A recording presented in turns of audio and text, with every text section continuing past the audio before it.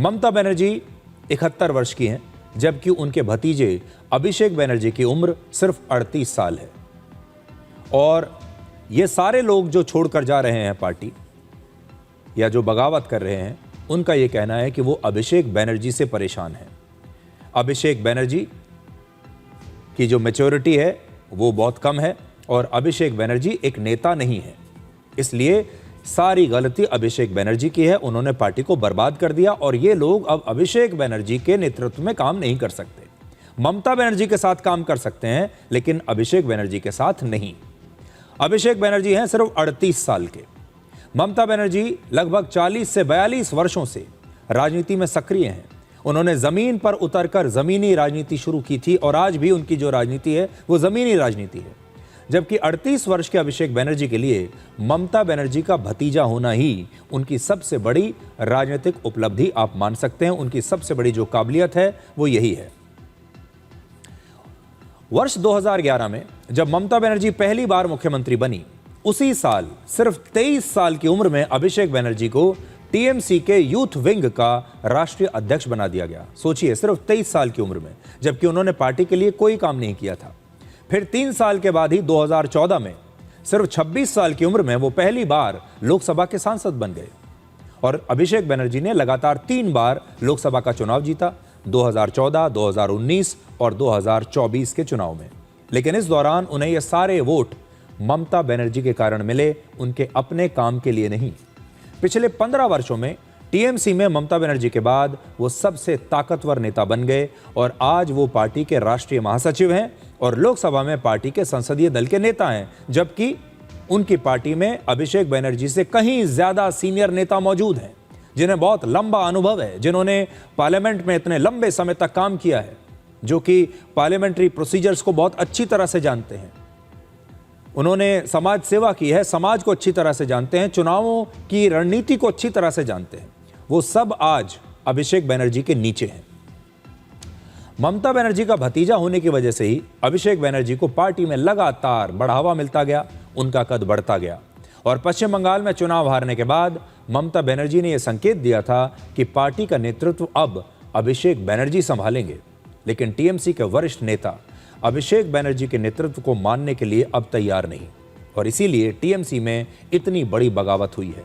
TMC के बागी नेताओं का कहना है कि अभिषेक बनर्जी ही ये तय करते थे कि लोकसभा में क्या सवाल पूछना है, लोकसभा में कौन क्या करेगा और पार्टी की रणनीति क्या होगी। और जाहिर है, क्योंकि वो लोकसभा में संसदीय दल के नेता थे टीएमसी के, तो वही इन सारे बड़े बड़े नेताओं को लीड भी करेंगे। कि अभिषेक बनर्जी का ऑफिस क्वेश्चन भेजेगा और एमपी को वही क्वेश्चन जमा करना पड़ेगा, वही 0 आवर बोलना पड़ेगा। इसीलिए मेरा 7 साल का जो पार्लियामेंट का टेनियर है, पार्लियामेंट में ये सब पब्लिक डोमेन में आप नाम लिख के स्पेस देकर पीआरएस जैसे लिखेंगे, आप कितने डिबेट किए हैं, कितने क्वेश्चन किए हैं, ये सब आ जाएगा। तो जहाँ तक मेरा 7 साल में मैं 275 बार डिबेट में हिस्सा लिया। मेरा क्वेश्चन 823 है, नेशनल एवरेज 421 क्वेश्चन का। डिबेट में 168, नेशनल एवरेज मेरा 275 था। मगर मैं पिछले सत्र में एक भी क्वेश्चन डाला नहीं, क्योंकि वो क्वेश्चन भेजा जा रहा था। तो ये सब jamहूरियत के लिए हानिकारक है।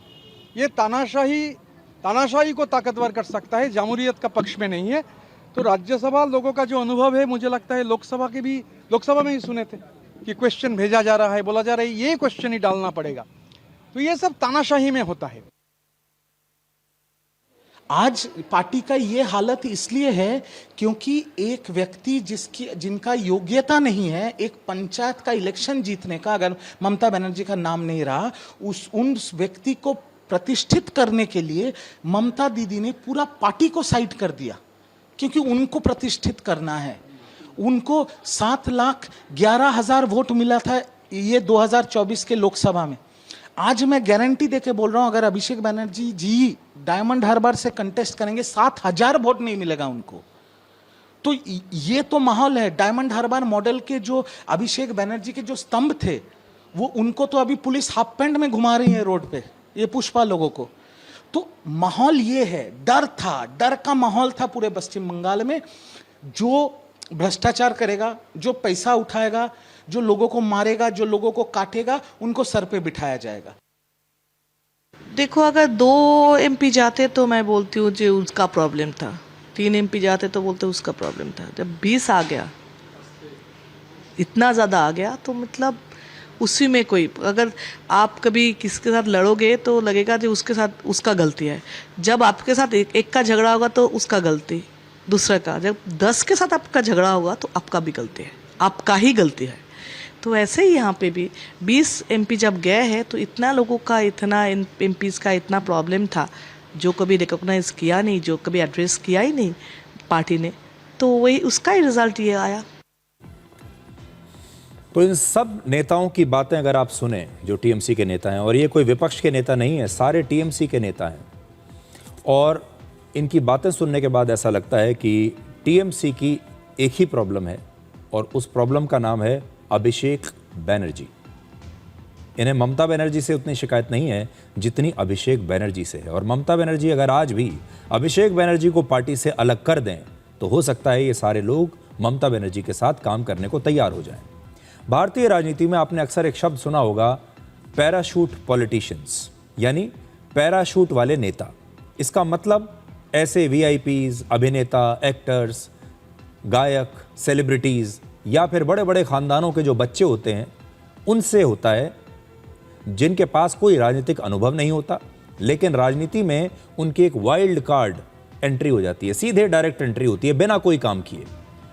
और इस प्रकार से ये जो सेलिब्रिटी नेता होते हैं ये सीधे पार्टी में आ जाते हैं बिना कोई काम किए, ज़मीनी स्तर की राजनीति किए। अगर आप किसी बड़े ख़ानदान के नहीं हैं, आप राजनीतिक ख़ानदान के नहीं हैं, आप कोई बड़े सेलिब्रिटी नहीं हैं, एक्टर नहीं हैं, क्रिकेटर नहीं हैं, गायक नहीं हैं, तो आपको वर्षों नहीं दशकों तक ज़मीन पर काम करना पड़ेगा। पार्टी में एक मामूली कार्यकर्ता से आप शुरू करेंगे और हो सकता है 40-50 साल की उम्र आते आते आपको विधानसभा का टिकट मिल जाए।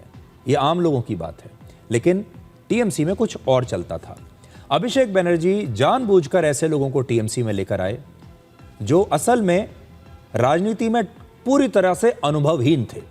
इनमें कोई गायक है, कोई एक्टर है, कोई पत्रकार है, कोई बैंकर है, और इनका राजनीति से दूर दूर तक कोई लेना देना नहीं। जैसे 43 वर्ष के क्रिकेटर यूसुफ पठान, वर्ष 2024 में वो टीएमसी के टिकट पर पश्चिम बंगाल के बैरामपुर से चुनाव लड़े और पहली बार में चुनाव जीत भी गए। इनका राजनीति से दूर दूर तक कुछ लेना देना नहीं है। 61 वर्ष की सागरिका घोष, ये एक पत्रकार हैं, ये भी 2024 में अचानक से टीएमसी ने इन्हें राज्यसभा का सांसद बना दिया। इनका भी राजनीति से कोई लेना देना नहीं है। 51 वर्ष के महुआ मोइत्रा, ये भी पहले एक बैंकर थी, राजनीति से इनका भी कोई दूर दूर तक लेना देना नहीं है, फिर इन्हें राजनीति में ले आया गया। 33 साल की एक एक्टर सयानी घोष, ये टीवी और फिल्मों में काम करती थी, इनका भी राजनीति में कोई अनुभव नहीं रहा, लेकिन अब ये सांसद हैं। 44 साल की एक्टर कोयल मलिक, ये भी एक्टर हैं और राजनीति से इनका भी दूर दूर तक कोई लेना देना नहीं। ये सारे वो लोग हैं जिन्होंने ज़मीनी स्तर पर कभी कोई राजनीति की ही नहीं है। ना इन्हें चुनावों से कोई मतलब है, ना राजनीति से कोई मतलब है, ना समाज सेवा से कोई मतलब है। फिर भी ऐसे लोगों को पार्टी में ले लिया गया और सांसद बना दिया गया। अभिषेक बनर्जी ने इसी पैराशूट फॉर्मूले का इस्तेमाल करके टीएमसी में अपना कंट्रोल बढ़ाया। अगर आप ममता बनर्जी की बात करें तो वो ऐसे नेताओं को अपने साथ लेकर आती थीं जो अनुभवी होते थे और जिनकी राजनीति में अच्छी पकड़ थी।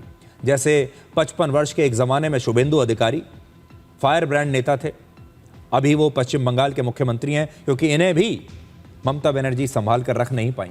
एक ज़माने में शुभेंदु अधिकारी ममता बनर्जी के सबसे भरोसेमंद नेताओं में से थे। जब वर्ष 1998 में ममता बनर्जी ने कांग्रेस से निकलने के बाद टीएमसी बनाई तो उन्होंने भी कांग्रेस छोड़कर ममता बनर्जी का साथ दिया था। ममता बनर्जी के सिंगूर और नंदीग्राम जैसे आंदोलनों में भी शुभेंदु अधिकारी की बहुत बड़ी भूमिका रही। इसी तरह 69 साल के कल्याण बनर्जी भी ममता बनर्जी के करीबी नेताओं में हैं। कल्याण बनर्जी पहली बार 2001 में विधायक बने, 2009 में टीएमसी से लोकसभा के सांसद बने, और इसी सूची में एक और नाम है 66 वर्ष की काकोली घोष, जो इस समय टीएमसी के बागी गुट की नेता हैं। लेकिन एक ज़माने में काकोली घोष भी ममता बनर्जी की बड़ी करीबी हुआ करती थी। काकोली घोष एक डॉक्टर हैं और उन्होंने पश्चिम बंगाल में टीएमसी को खड़ा करने में बड़ी भूमिका निभाई है। लेकिन इन तीनों नेताओं की एक ही शिकायत है, और वो है अभिषेक बनर्जी का अहंकार और उनका काम करने का तरीका। अभिषेक बनर्जी ये जानते थे कि सेलिब्रिटी नेताओं को कंट्रोल करना आसान होगा, क्योंकि ऐसे लोग ना तो ज़मीनी स्तर से जुड़े हुए हैं, ना ही इनकी कोई राजनीतिक पकड़ है। लेकिन टीएमसी में सेलिब्रिटी कल्चर के लिए सिर्फ अभिषेक बनर्जी को ही जिम्मेदार नहीं ठहराया जा सकता। इसके लिए ममता बनर्जी भी उतनी ही दोषी हैं। उनकी सबसे बड़ी गलती है कि उन्होंने टीएमसी में यह सब कुछ अपनी आंखों के सामने होने दिया, उसे रोका नहीं।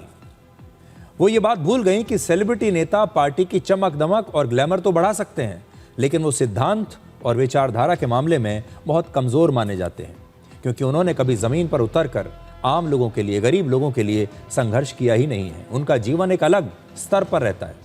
इसलिए ऐसे नेता जब आते हैं तो जितनी आसानी से आते हैं उतनी आसानी से चले भी जाते हैं, क्योंकि ये सब नेता फायदे के लिए आते हैं। ये जब पार्टी में आते हैं तब ये सत्ता के लिए आते हैं, और ये तभी आते हैं जब पार्टी सत्ता में होती है। और जैसे ही पार्टी कमज़ोर होने लगती है, सत्ता से बाहर हो जाती है, तो ये लोग पार्टी छोड़कर चले भी जाते हैं, क्योंकि उनके लिए पार्टी हित से पहले उनका अपना हित होता है।